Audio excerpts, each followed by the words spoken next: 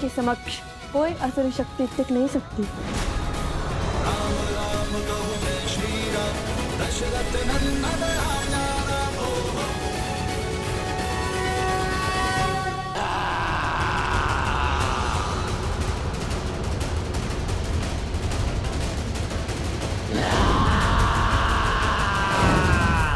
जय श्री राम।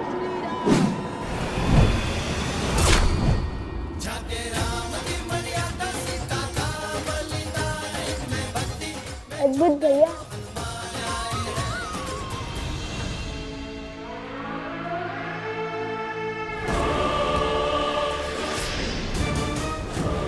लव और कुश को मिथिला ले जाओ। सारी मिथिला के सामने कहना कि वन देवी ही सीता है। क्या हुआ? तुम्हें कुछ कहना है?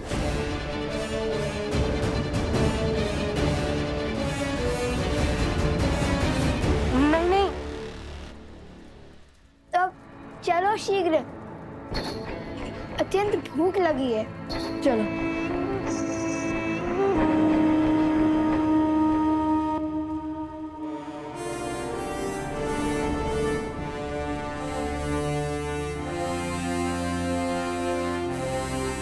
अश्वमेध यज्ञ की तैयारी आरंभ की जाएगी।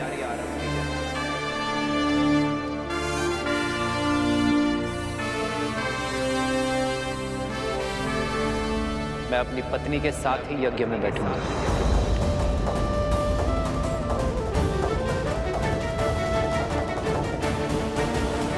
अर्थात भैया दूसरा विवाह करेंगे। प्रभु, एक बार पुनः लोगों के मन में श्री राम के निर्णय को लेके प्रश्न उठ रहे हैं। जिस प्रकार अग्नि में प्रकाश और अंधकार दोनों ही तत्व व्याप्त होते हैं, उसी प्रकार मनुष्य के आत्म तत्व में सत्व और तमस दोनों ही गुण विराजमान होते हैं। जहां एक और सत्व प्रकाश और संतोष का द्योतक होता है, वहीं दूसरी ओर तमस अंधकार और असंतोष का प्रतीक है। जिस प्रकार अग्नि स्वभाव से चंचल होती है और वायु के तनिक से संचार से फैल जाती है, उसी प्रकार मनुष्य का आत्म तत्व अर्थात उसका मन भी सदा चंचल रहता है और तृप्ति अतृप्ति, संतोष असंतोष के मध्य झूलता रहता है। किंतु समाज में स्थिरता लाने का कोई तो उपाय होगा ना महादेव? ये समाज तभी स्थिर होगा देवी, जब ये श्री राम की शरण को पूर्णतः स्वीकार कर लेगा, जब ये श्री राम के प्रत्येक निर्णय को अपना सत्य, अपना धर्म मानेगा। परंतु उसका समय अभी आया नहीं है। देखा नहीं आपने, जैसे ही नगर जनों ने यह समाचार सुना कि उनकी अयोध्या नगरी में अश्वमेध यज्ञ का आयोजन होने जा रहा है, जहां उनके राजा श्री राम अपनी पत्नी सहित यज्ञ में यजमान होंगे, तो क्षण भर में ही कितनी ही बातें होना प्रारंभ हो गई।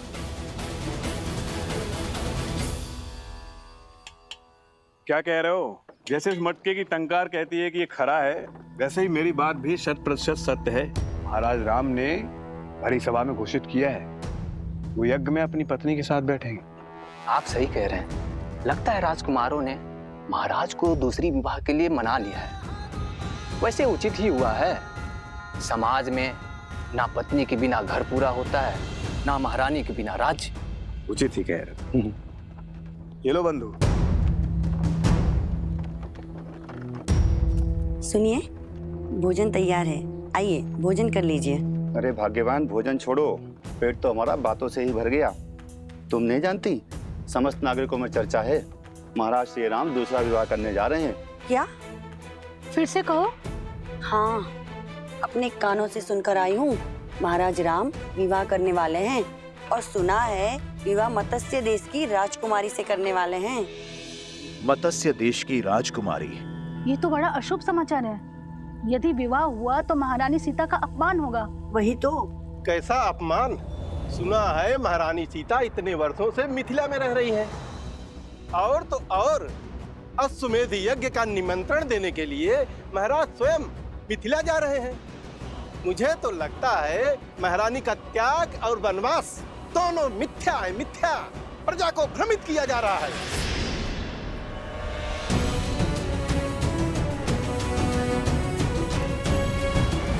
तुम्हारी सोच की भांति तुम्हें मिठाई भी भ्रष्ट है। हमारे राजा राम को झूठा कह रहे हो? अरे यदि किसी द्वार पर उनकी छाया भी पड़ जाए ना, उस घर में भी कभी कोई असत्य नहीं कहता, और तुम उन्हीं पर लांछन लगा रहे हो। बहिष्कार करो, बहिष्कार करो, बहिष्कार करो, बहिष्कार करो। बहिष्कार करने से पहले इसको इसके पापों का पुरस्कार तो मिलना चाहिए।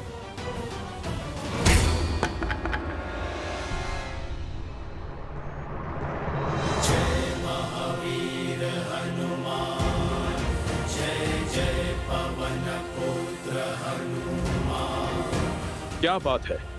पहले लोप अपवाद था और अब बात हिंसा तक आ गई। बस करो। वाद विवाद ठीक है, किंतु राम राज में हिंसा के लिए कोई स्थान नहीं है। फिर चाहे वो प्रभु श्री राम के समर्थक ही क्यों ना हो। प्रभु का पथ तो न्याय और धर्म का है। तो ये कारण है संकट मोचन हनुमान के मुख पर संकट के भाव का।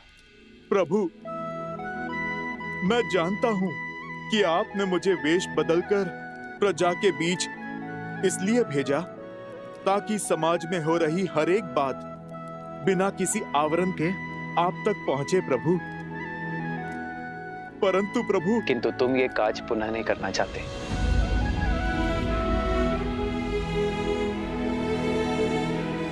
क्योंकि अगली बार ये भक्त भगवान के अपमान पर अपना क्रोध नहीं रोक पाएगा। प्राण ले लीजिए प्रभु, किंतु आपके प्रति अभद्र शब्द सुनने का दंड मत दीजिए।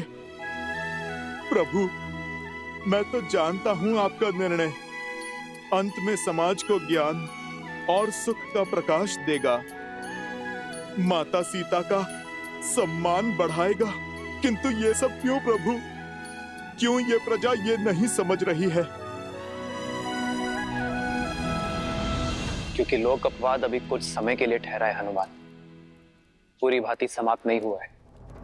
संदेह था मुझे कि ये राक्षसी शक्तियां अश्वमेध यज्ञ के मेरे घोषणा के पश्चात पुनः प्रभावशाली होंगी। किसी अच्छे गुण को संजोने में, उसे बनाने में जीवन निकल जाता है हनुमान, किंतु उसे बिगाड़ने के लिए एक क्षण भी बहुत है। राक्षसी वृत्ति के विरुद्ध हमारा ये युद्ध बहुत लंबा है, कई चरण है उसके। सहस्त्रमुख रावण की सोच को अभी प्रजा के मन से निकालने में बहुत समय शेष है हनुमान।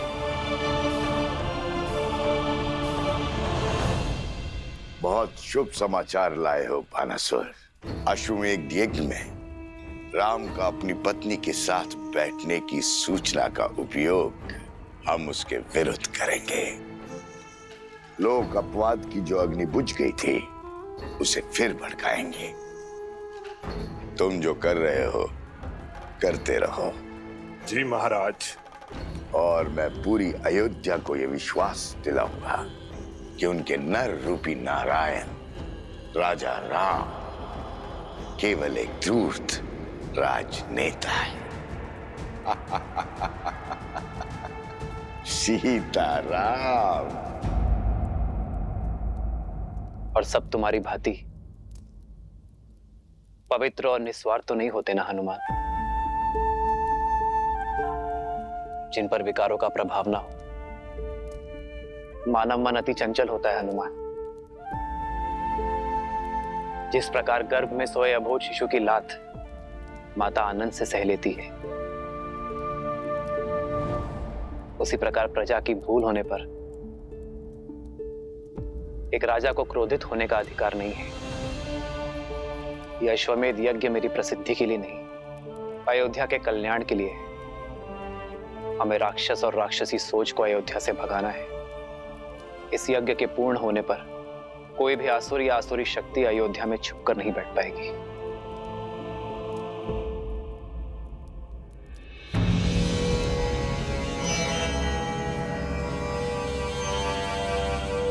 प्रणाम संत श्री। अरे बाबा आ गए। साधु बाबा की, साधु बाबा की।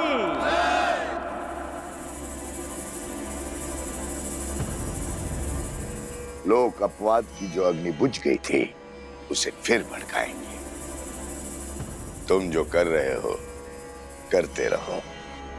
धर्मधारी राम पुजारी बाना बाबा की जय।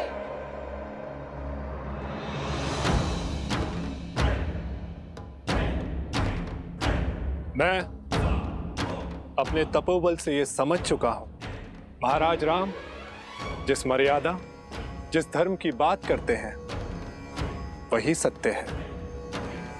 धर्म के मार्ग में अनेकों असत्य सुनाई देते हैं, दिखाई देते हैं। उससे बचने के लिए मैं आज से ये पट्टी बांधकर हर मार्ग से निकलूंगा। राम राज्य का हित श्री राम की बताई हुई बातों में है।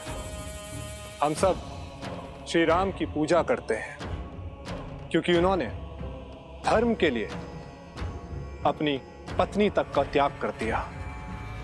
परंतु यदि महाराज उस त्यागी हुई सीता को पुनः अयोध्या ले आएंगे तो वो त्याग नहीं, छल होगा।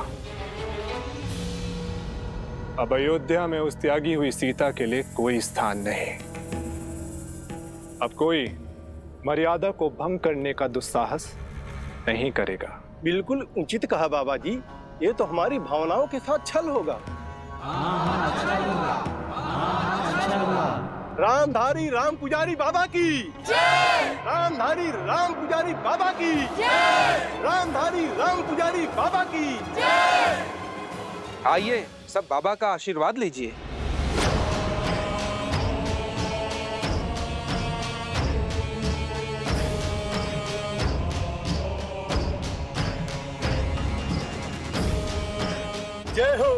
जय हो बाबा की।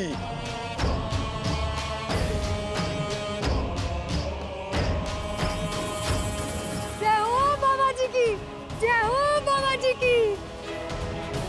बाबा की जय हो, बाबा की जय हो, जय हो बाबा की। अब आगे क्या करना है महाराज? अब संध्या को भेष बदलकर अयोध्या में किसी और को समझाएंगे कि केवल सीता ही अयोध्या की महारानी हो सकती है और कोई नहीं।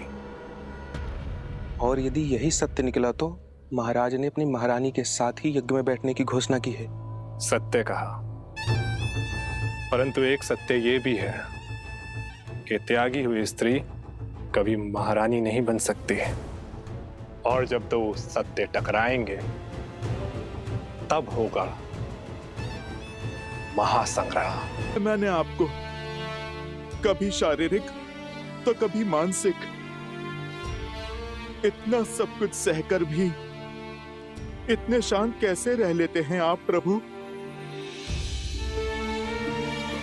मेरे मन का हर ज्वार सीता के वचन का विश्वास शांत करता है हनुमान।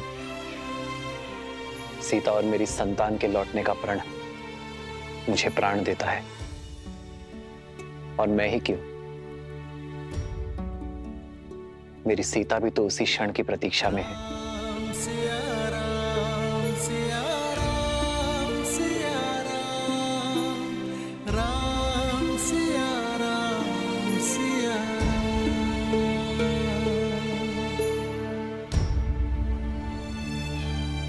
चिंता ना करें वन देवी, लवकुश आते ही होंगे।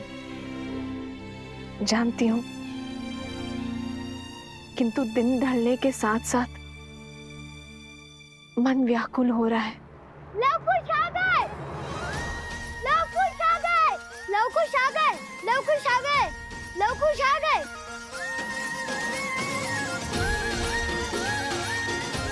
लवकुश की जय, लवकुश की जय, लव कुश की जय, लव कुश की जय, लव कुश की जय, लव कुश की जय, लव कुश की जय, लव कुश की जय।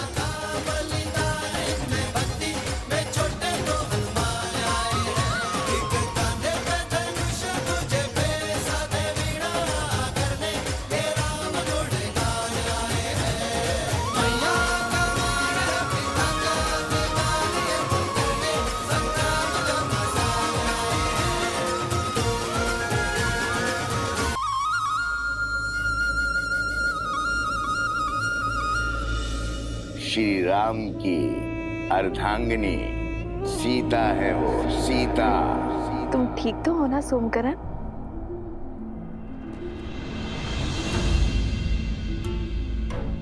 ये क्या कर रहे हो सोमकरण? उठो। ऐसे प्रणाम केवल गुरुजनों को किया जाता है। मैं वो आपको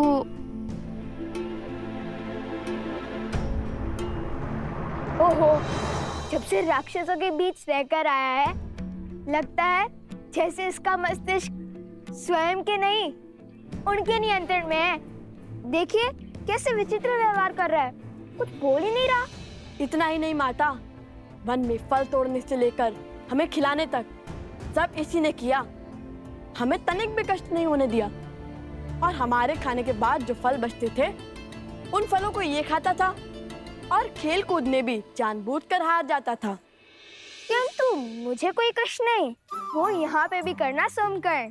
कुश, बुरी बात। मित्रों में समानता होनी चाहिए। तुम दोनों ने उसके प्राण बचाए, कदाचित इसलिए इसका मन अनुग्रह से भर गया है। उचित कहा देवी। किसी महान राज्यों के महान राजकुमारों के भांति आपके पुत्रों ने मेरी रक्षा की ना, इसीलिए मैं आपको सम्मान देने आया हूँ। राजकुमार लव, राजकुमार कुश। हो बस करो ये सम्मान करना, अन्यथा अगली बार सहायता नहीं करेंगे तुम्हारी। वैसे छवि और साहस तो राजकुमारों सा ही है, हमारे लव कुश का। महाराज जनक ने भी तो यही कहा था ना कि इन दोनों को देखकर उन्हें अयोध्या के राजकुमारों का स्मरण हो आया था।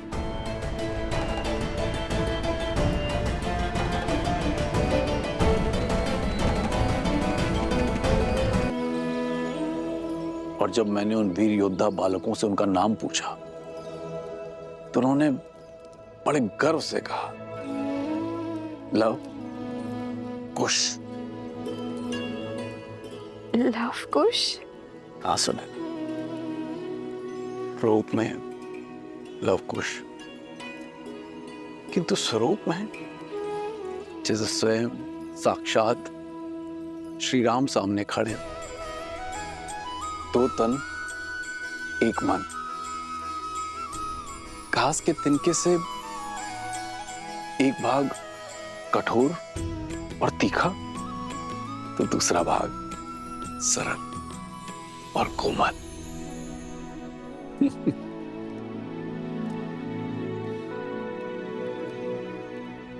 जानता हूं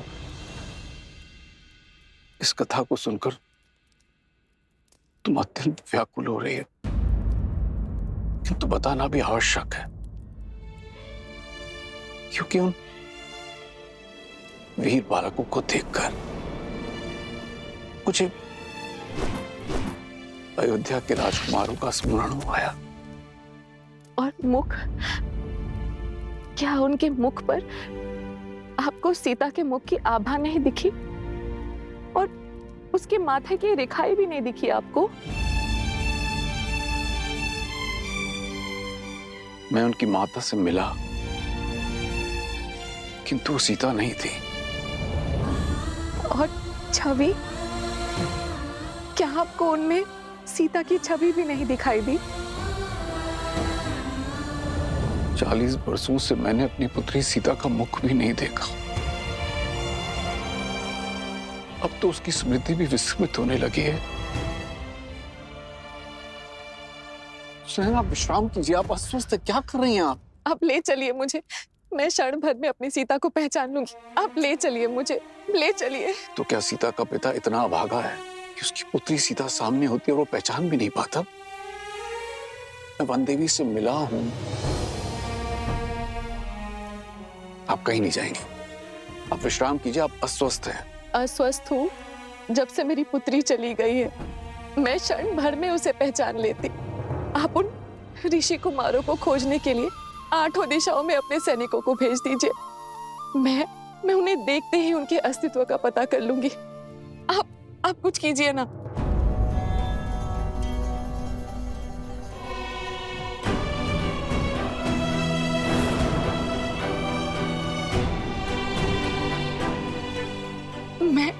मैं खोजूंगी अपनी सीता को।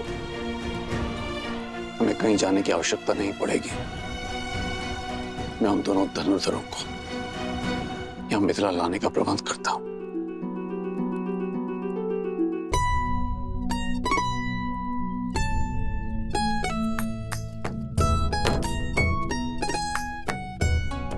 लव भैया, अभी तो स्वच्छ किया था, विशेष तुनीर को लेकर क्यों बैठ गए? क्योंकि हमें इस तुनीर को ससम्मान मिथिला के महाराज जनक को लौटाना है। आओ, तुम भी हाथ बटाओ। जब लौटाने जाएंगे तब साफ भी कर लेंगे ना।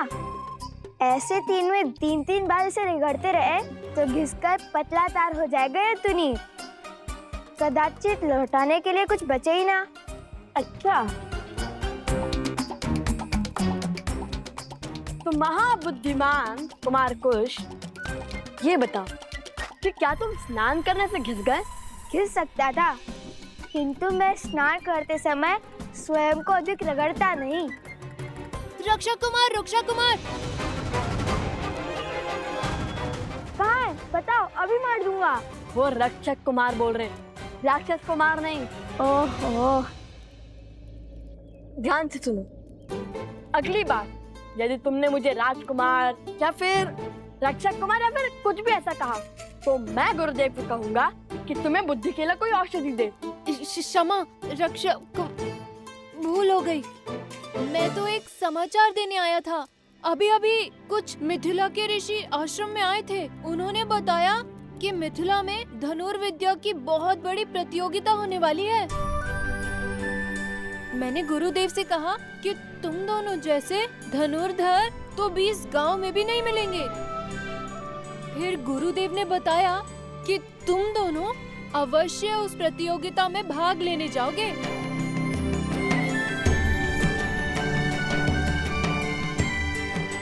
अब केवल भगवान वाल्मीकि की आज्ञा शेष है। लो, महाराज जनक को तुनीर लौटाने का अवसर मिल गया। हम मिथिला जाएंगे भैया। अवश्य जाएंगे। तो रुक क्यों गए? तुनीर स्वच्छ करते हैं, अन्यथा मिथिला नरेश कहेंगे कि भेंट को सम्मान से नहीं रख पाए हम। हाँ, अवश्य।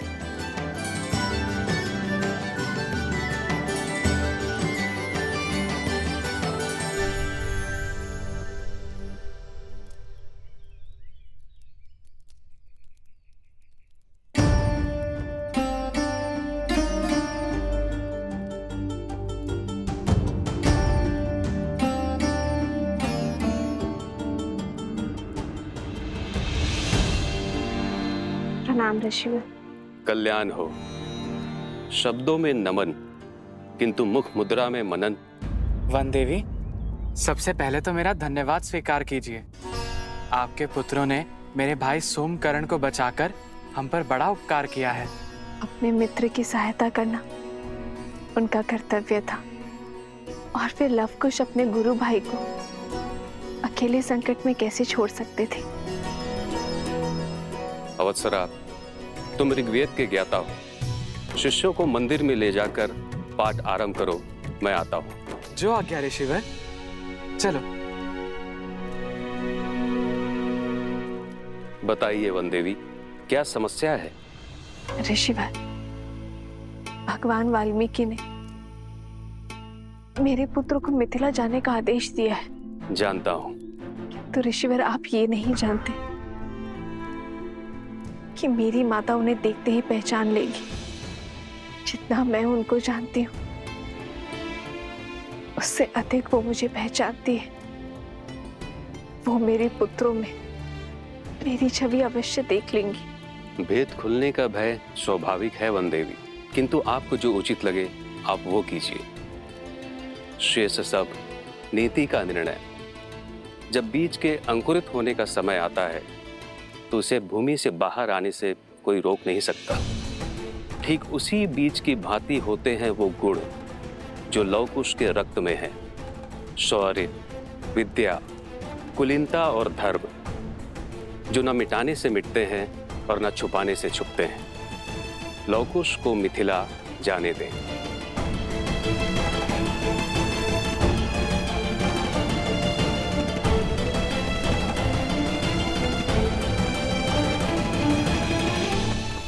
मिथिला स्वयं जाना आवश्यक है प्रभु। केवल निमंत्रण ही तो है, कोई भी जा सकता है। नहीं आर्यसुमन, मिथिला जाने का कारण केवल निमंत्रण नहीं है। मिथिला मेरी प्रतीक्षा कर रही है। सीता के साथ जो हुआ उस पर मिथिला ने कोई आपत्ति नहीं की। यदि अब यह जमाता निमंत्रण देने नहीं पहुंचेगा तो उनका मन विचलित हो सकता है और फिर मिथिला में मेरी सीता की स्मृतियां बसी हैं। मिथिला की वो गलियां, वो आंगन, वो बाग, वो उपवन, वो सभा मैं पुनः देखना चाहता हूं आर्यसुमंत। जहां मेरी सीता पली बढ़ी, जहां मैं उससे मिला। वर्षों से मैंने मेरी सीता को नहीं देखा है। उनके माता पिता का आशीष लूंगा तो मेरे मन को थोड़ी ठंडक पहुंचेगी। प्रभु, मेरी भी प्रबल इच्छा है वहां पर जाने की। मेरी तो सदा से ही इच्छा थी उस पावन भूमि को देखने की जिसने इस संसार को और मेरे प्रभु श्री राम को माता सीता दी। प्रभु, आपके आशीर्वाद से आज ये मेरा स्वप्न भी पूरा हो जाएगा। ये कोलाहल कैसा है? प्रभु, मैं देखता हूं।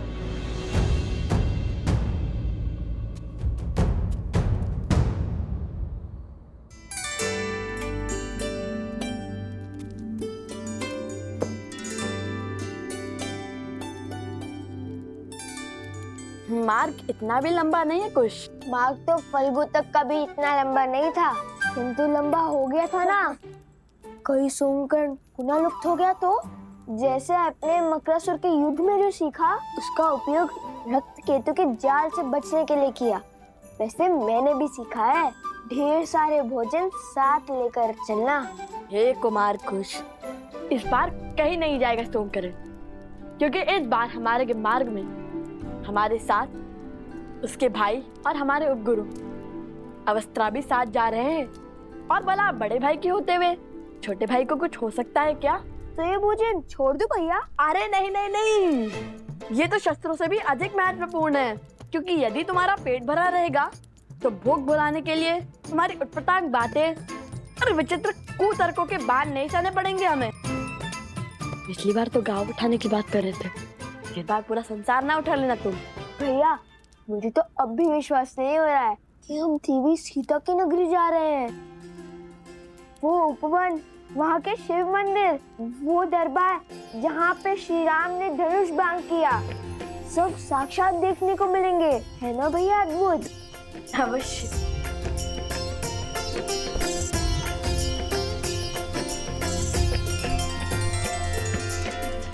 जो आपका कार्य है आप वो कीजिए और नीति को अपना कार्य करने दें।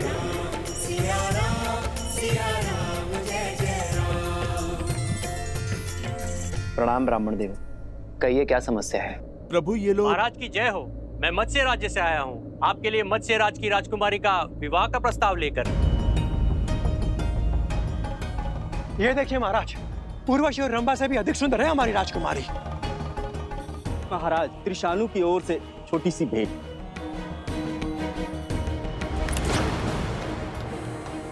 हमारे महाराज तो धन के साथ आपको अपने राज्य का चौथा भाग भी देने के लिए सज्ज है श्री राम।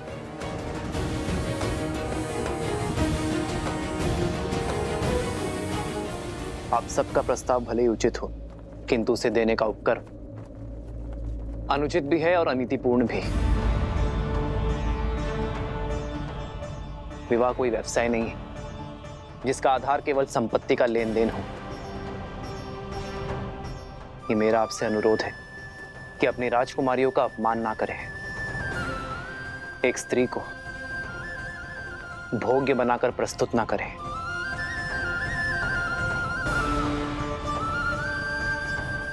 अपना वर चुनने का अधिकार केवल स्त्री का होता है। अपनी राजकुमारियों का स्वयंवर आयोजित कीजिए। यदि मेरे विवाह की इच्छा होगी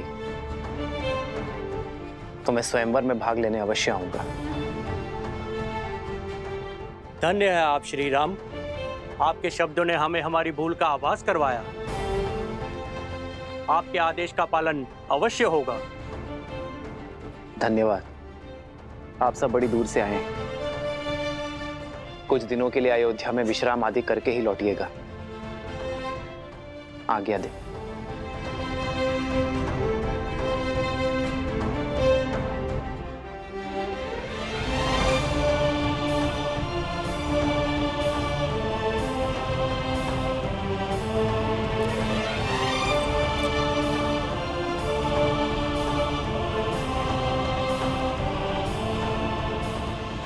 इतना ही नहीं, मिथिला के गौरी मंदिर का उपवन स्वर्ग से भी सुंदर है। रंग बिरंगे पुष्प, सरोवर मंत्र मुग्ध कर देंगे तुम्हें। माता, ऐसा लगता है जैसे आप मिथिला और महारानी सीता के दर्शन कर चुकी हैं।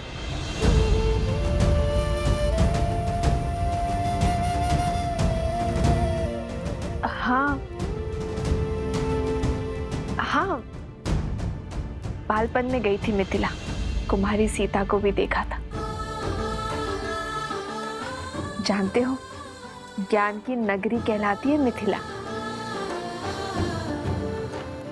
जब हम तुनील लौटाने में महाराज जनक से मिलेंगे तब हम उन्हें बताएंगे कि हमारी माता महारानी सीता की सखी थे।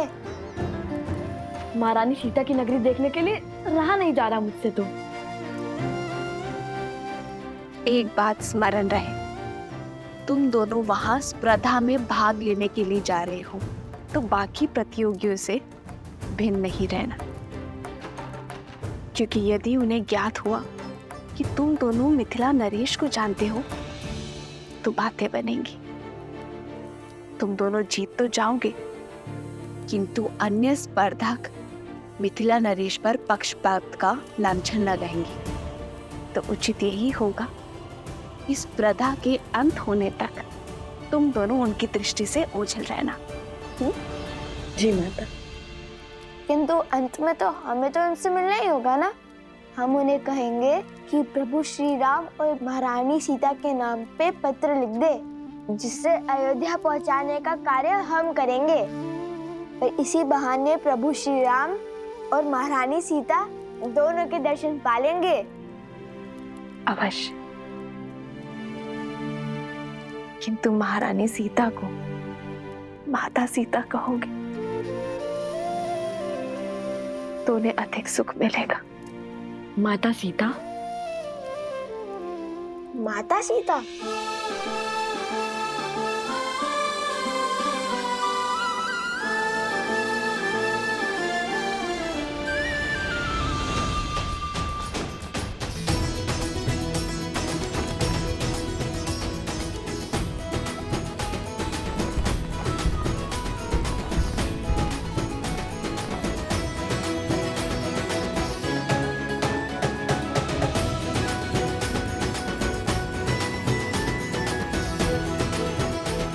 देखिए भैया, कितना भव्य आयोजन लगता है।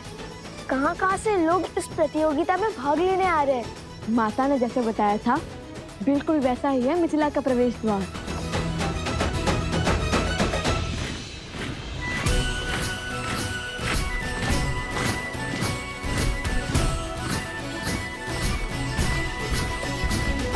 अयोध्या का ध्वज? ये क्या अयोध्या की सेना आ रही है? सेना नहीं, ये महाराज के रक्षक हैं। ये तो अयोध्या की सेना की केवल एक टुकड़ी है। अर्थात? वो देखो, महाराज का रथ, उनका छत्र।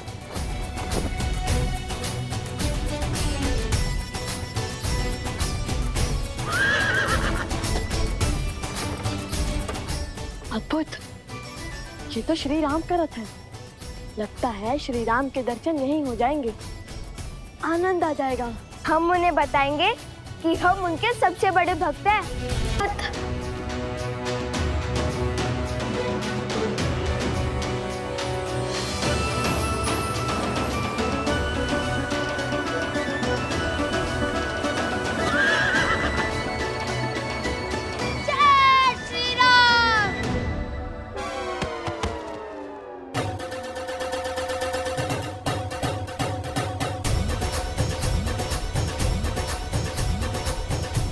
शीघ्र चलिए भैया, लगता है श्री राम के दर्शन हो ही जाएंगे।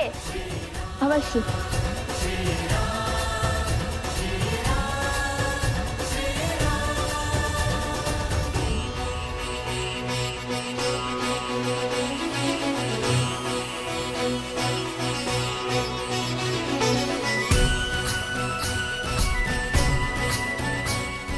राजकुमार सतानंद जी, ये मैं क्या सुन रहा हूं?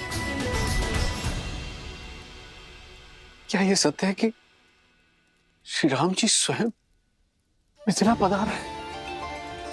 100% महाराज। ये रक्षक टुकड़ी अयोध्या नरेश महाराज श्री राम की है, जो सदैव महाराज की यात्रा के साथ ही होती है। और मुझे ऐसा प्रतीत हो रहा है कि ये आपको अश्वमेध यज्ञ हेतु आमंत्रित करने आ रहे हैं।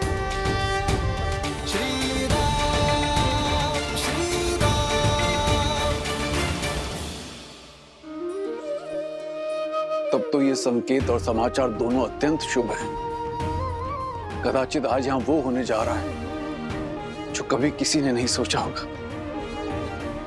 भ्राता कुशाध्वज, अयोध्या नरेश के विशेष स्वागत का प्रबंध किया जाए और कोई ये ना भूले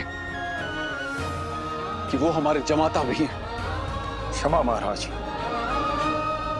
किंतु मिथिला की राजकुमारी आपकी पुत्री का त्याग करने वाले का कैसा स्वागत सत्कार।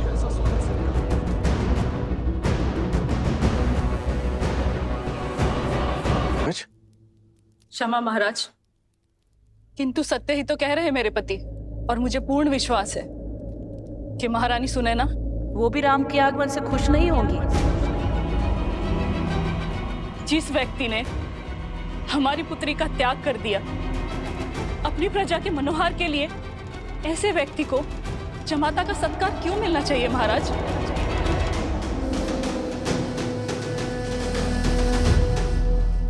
उचित कह रही हैं देवी चंद्रभागा। महाराज अयोध्यापति को किसी विशेष स्वागत का अधिकार नहीं है।